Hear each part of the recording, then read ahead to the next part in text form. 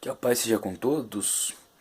No vídeo da semana eu gostaria de falar e respaldar a minha palavra em Efésios capítulo 4, versículo de número 30, parte A, vai dizer assim: Não entristeçais ao Espírito de Deus. E como analogia e fazendo um paralelo para que facilite o entendimento, gostaria de usar um argumento secular.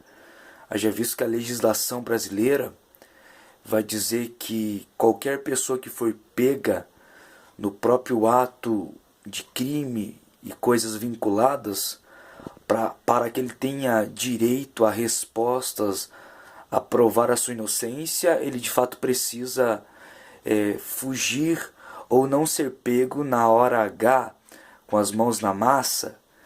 Então vamos citar dois exemplos aqui.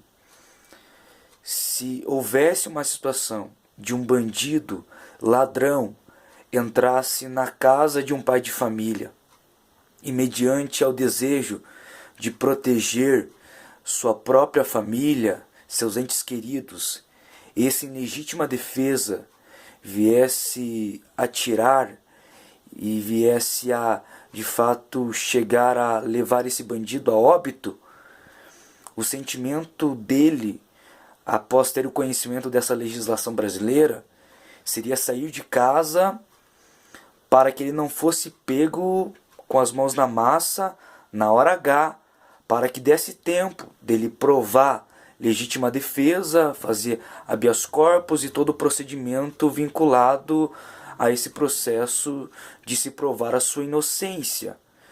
Só que após ele sair, quem sabe desesperado de sua casa, ele iria ficar preocupado, perplexo, pensando na porta de sua casa que ficou aberta, na carteira que ficou em cima da mesa. Ficaria pensando como a sociedade iria lidar até que ele provasse a sua inocência. N possibilidades que lhe trariam a preocupação e uma aflição ao coração. Só que, diferentemente disso, se houvesse uma situação de, quem sabe, um pai de família está limpando uma arma de seu avô, e mediante esse processo normal de estar ali tirando pó de um objeto e de uma arma de alguém, e acontecesse um acidente, uma tragédia, dele vir a disparar e acabar ferindo seu filho, por exemplo, o seu sentimento de aflição, de preocupação seria oposto do primeiro caso. Ele não pensaria nas consequências, ele não pensaria em se ausentar da casa para que não fosse pego na hora H, com a mão na massa, a fim de provar a sua inocência. Ele não se preocuparia com a sociedade e o pensamento dela. Ele não se preocuparia com a porta que ficou aberta, com a carteira que ficou em cima da mesa. A única preocupação do seu coração seria: eu feri alguém que eu amava muito. Eu machuquei alguém que eu amava muito. E o sentimento de uma conversão verdadeira e de um elo peculiar, pessoal, com o Espírito de Deus, precisaria ser o exemplo do segundo caso. Quando se peca, normalmente se pensa nas consequências, se pensa no que as pessoas vão falar, quanto tempo de punição você irá sofrer, como você irá retomar seu ministério, sua chamada. Você pensaria como as pessoas lidariam com o seu vacilo, mas isso é um exemplo claro de alguém que não vivenciou uma conversão verdadeira, de ser convencido pelo Espírito de Deus, que nos convence da justiça, pecado e juízo.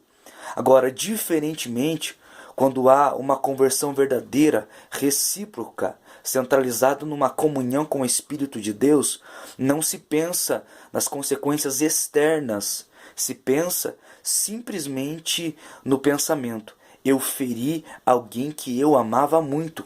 Porque toda vez que se peca, ou se comete, se materializa uma iniquidade, a tese e o pensamento é esse: eu feri alguém que eu amava muito. Por isso que Paulo vai aconselhar e vai ensinar dizendo: não entristeçais o Espírito de Deus, porque toda vez que se peca, se quebra princípios, é como se ferisse os princípios de Deus e se ferisse o dono desses princípios.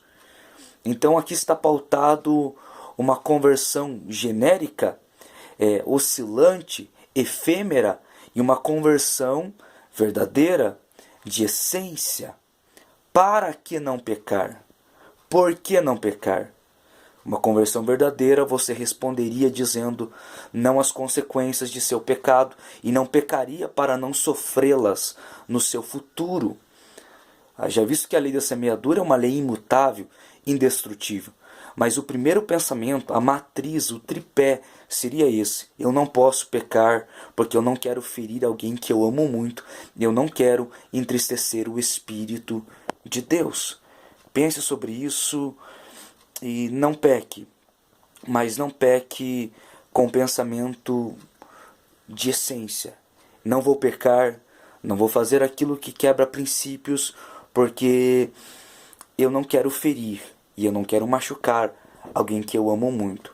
Não entristeçais o Espírito de Deus.